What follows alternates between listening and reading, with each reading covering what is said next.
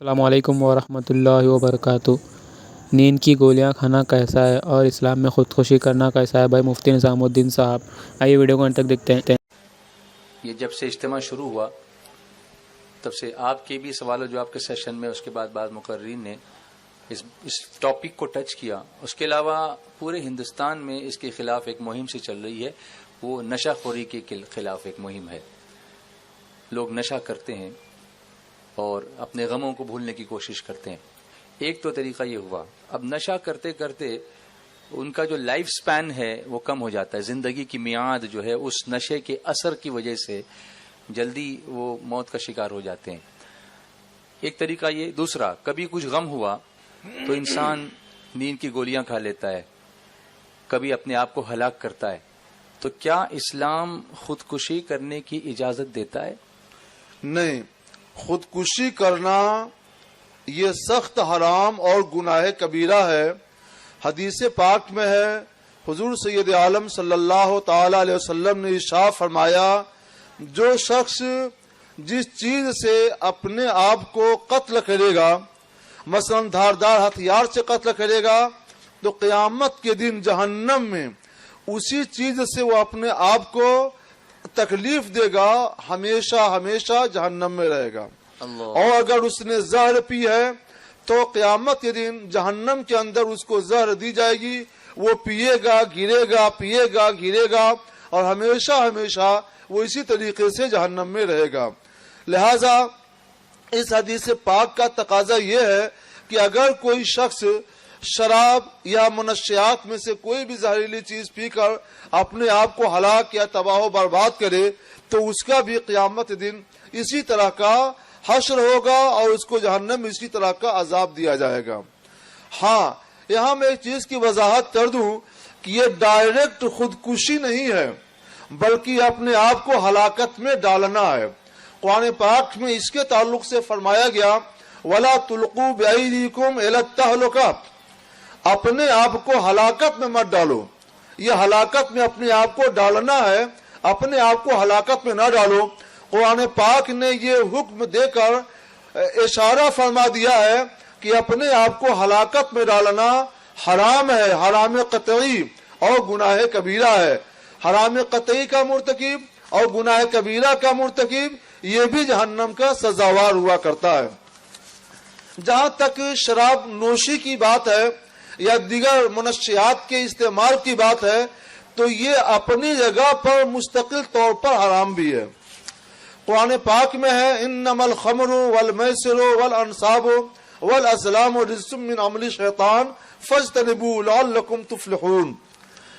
انما الخمر، شراب اور جوئے اور پانسے اور اس طرح کچھ اور چیزوں کو شمار کر کے اللہ تعالیٰ فرماتا ہے یہ سب کے سب رجس ہیں، ناپاکی ہیں اور شیطان کے کاموں میں سے ہیں، لہذا تم اس سے بچو تاکہ تم فلاح اور کامیابی پاؤ۔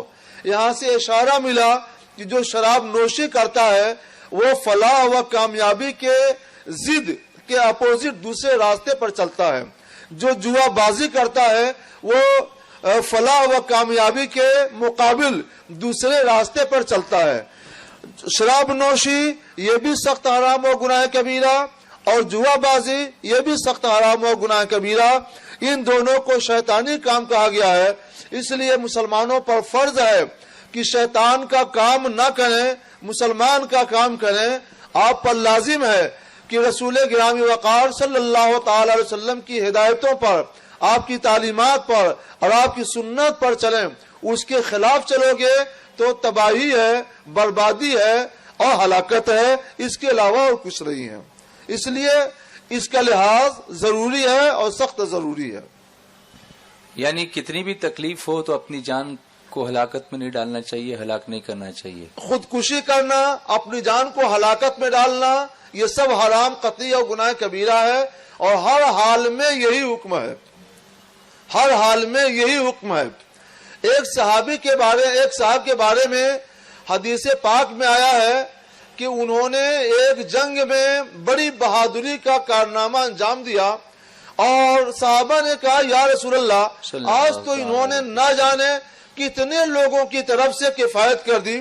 سرکار فرماتے ہیں کہ وہ جہنمی ہے۔ اللہ صحابہ کی سن کر حیرت ہوئی کہ جس نے اتنی بڑی خدمت انجام دی ہے جنگ میں، اور اس کو سرکار جہنمی فرما رہے ہیں۔ تو کچھ صحابہ کو شک سا بھی ہونے لگا، تو ایک صحابی نے دل میں سوچا کہ میں سب کے لیے اس کا تشفی بخش جواب لاؤں گا۔ وہ اس آدمی کے پیچھے ہو گئے، دیکھیں یہ کیا کرتا ہے۔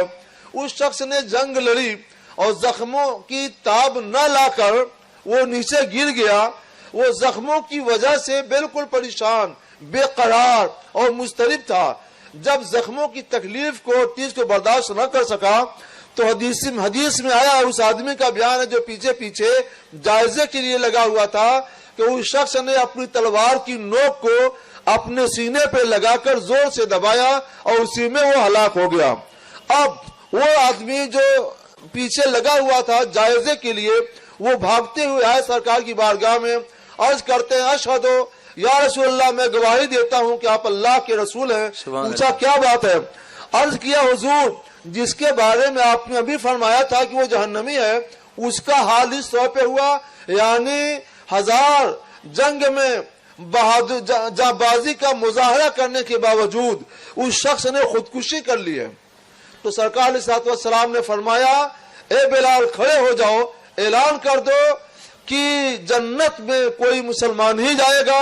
اور فرمایا آپ نے، اشہد ان لا الہ الا اللہ واشہد ان محمد عبدہ ورسولہ، میں گواہی دیتا ہوں کہ اللہ کے سوا کوئی معبود نہیں اور بے شک محمد اللہ کے رسول ہیں۔ سرکار علیہ الصلوۃ والسلام نے یہ اعلان اس لیے فرمایا اللہ کی وحدانیت کا اور اپنی رسالت کا، کیونکہ معجزہ یہ دلیل رسالت اور دلیل نبوت ہوا کرتا ہے۔ سرکار علیہ الصلوۃ والسلام نے فرمایا تھا کہ وہ جہنمی ہے، یہ علم غیب تھا، سرکار کا غیب کی خبر تھی، جو سرکار کا معجزہ تھا۔ صحابہ کو حیرت تھی کہ ایسا شخص جہنمی کیسے ہو سکتا ہے، مگر مستقبل کے اور آگے کے حالات نے بتا دیے کہ وہ شخص جہنمی نکلا۔ تو سرکار کا غیب کی یہ خبر دینا، یہ آپ کا کھلا ہوا معجزہ تھا، جو دلیل رسالت تھا، دلیل نبوت تھا، اور دلیل نبوت کی اظہار کے وقت میں یہ زیادہ مناسب ہوا کرتا ہے کہ اللہ کی وحدانیت کا اور اپنی رسالت کا اعلان کیا جائے۔ اس لیے سرکار علیہ الصلوۃ والسلام نے فرمایا، اشہد ان لا الہ الا اللہ واشہد ان محمد عبدہ ورسولہ صلی اللہ علیہ وسلم۔ سبحان اس حدیث سے بتانا یہ چاہتا ہوں کہ کسی بھی حال میں خودکشی کرنا حرام ہے، گناہ کبیرہ ہے، اس سے سب کو بچنا چاہیے۔